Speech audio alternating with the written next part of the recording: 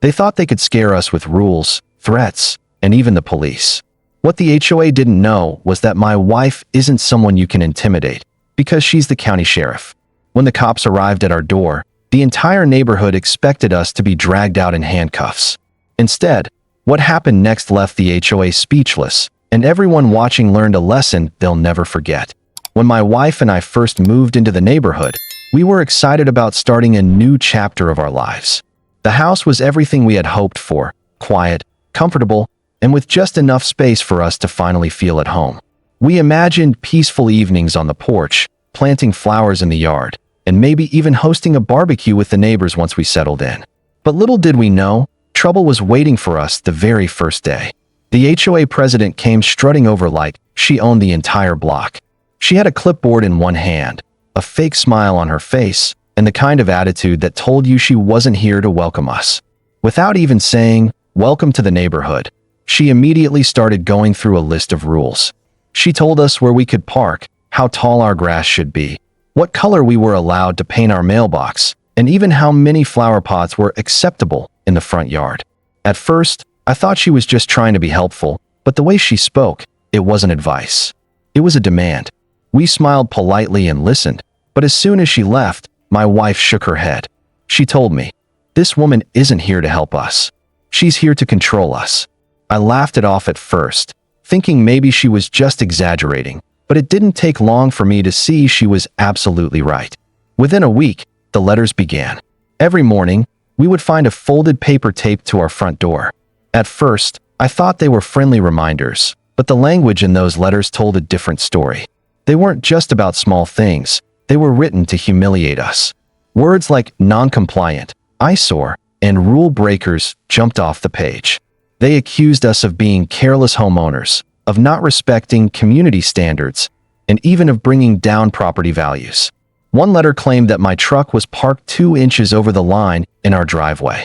Another said the small wreath my wife had hung on our front door was unauthorized decor.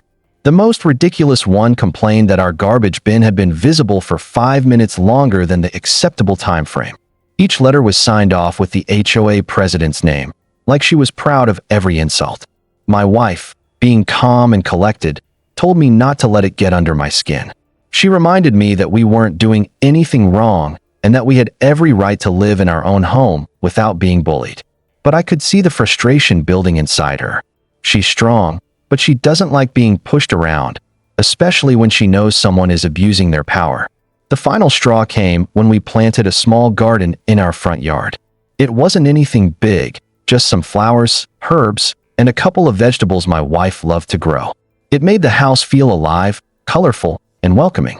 But one evening, as the sun was setting, 3 HOA board members marched up our driveway like they were on an official mission. They didn't ask us about the garden. They demanded we remove it immediately. My wife stood her ground. She looked them straight in the eyes and said, "No, this is our home. We own this property, and we have every right to enjoy it." The board members didn't like that answer. Their faces turned red with anger, and the president muttered something under her breath about teaching us a lesson. At the time, I didn't fully understand what she meant, but soon, it would become very clear. The next morning started like any other. The sun was barely up, and I was sipping my coffee by the kitchen window when I noticed movement outside. At first, I thought it was just neighbors out for a walk, but then I saw 2 police cars parked right in front of our house. My heart sank immediately. Before I even had time to process it, there was a loud, heavy knock on the front door. Sharp, commanding, the kind of knock that makes your chest tighten. I opened the door, and there they were, 2 police officers standing tall, serious expressions on their faces, hands resting on their holsters. Behind them, just a few feet back on the sidewalk, stood the HOA president with her arms crossed and a smug grin spread across her face. She looked like she was enjoying every second of this, like she had finally found a way to put us in our place. The officer spoke firmly, asking if we were the homeowners and if we understood that we had been reported for multiple violations and for refusing to comply with community rules. I glanced at the HOA president, and she smirked, nodding her head as if to say, "Yes, that's them. Take them away." Neighbors had already begun peeking out from their windows and stepping onto their porches. Some whispered to each other, others just stared, waiting to see us humiliated. It felt like the whole block had been waiting for this moment, and the HOA president was eating up every bit of attention. I won't lie, my stomach twisted with nerves. No matter how innocent you are, seeing police show up at your door with that kind of presence is intimidating. That's exactly what the HOA wanted. They weren't just trying to fine us or send a warning anymore. They wanted to scare us into submission. But my wife? She was calm as stone. She stepped forward, gently moving me aside, and looked the officers directly in the eyes. Her voice was steady when she said, "Before we go any further, you need to know something about me." The officers exchanged quick glances, a little confused. My wife reached over to the table inside the house, picked up her badge, and held it out for them to see. The moment their eyes landed on it, their entire demeanor shifted.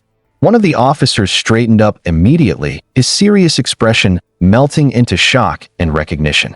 "You're the sheriff?" he asked, almost stumbling over his words.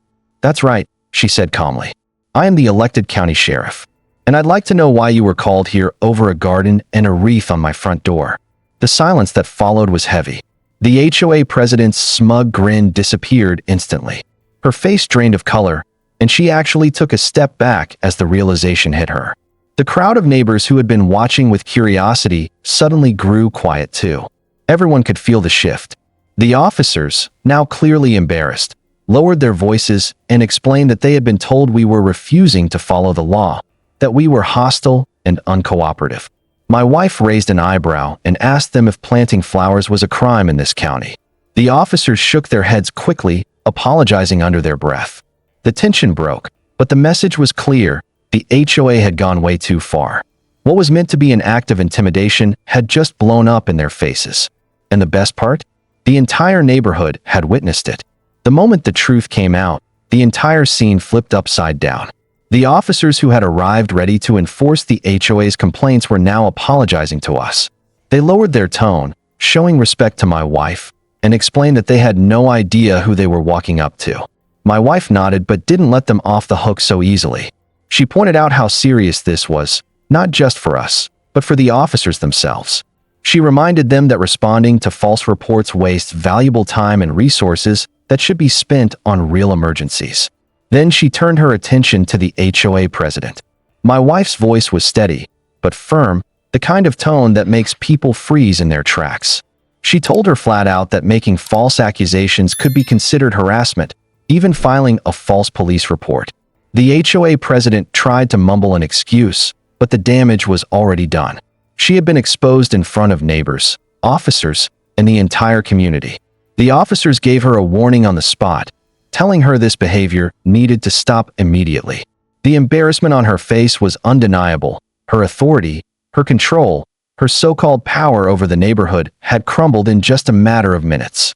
From that day forward, everything changed. No more letters, no more threats, no more smug visits. The HOA board kept their distance, and neighbors who had once stayed quiet now came to us privately, relieved that someone had finally stood up to the bullies. My wife didn't just protect our home, she protected the community. And the HOA learned a lesson they would never forget. You don't send cops after the sheriff. If you enjoyed this story, make sure to hit that like button and share it with someone who loves a good twist. Drop a comment below and tell me what you would have done in this situation. I'd love to hear your thoughts. And don't forget to subscribe to HD Stories for more powerful real-life style stories that keep you hooked until the very end.